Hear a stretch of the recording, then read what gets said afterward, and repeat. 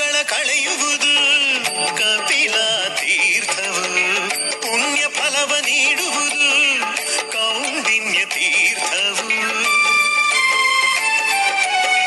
ಶುಭ ಫಲವ ತರುವುದು ಈ ಮಹಾಲಿಂಗ, ಮಂಗಳವರದನ ಪ್ರತಿರೂಪಲಿಂಗ, ನಾಗಾಭರಣನು ಈ ಶಿವನು,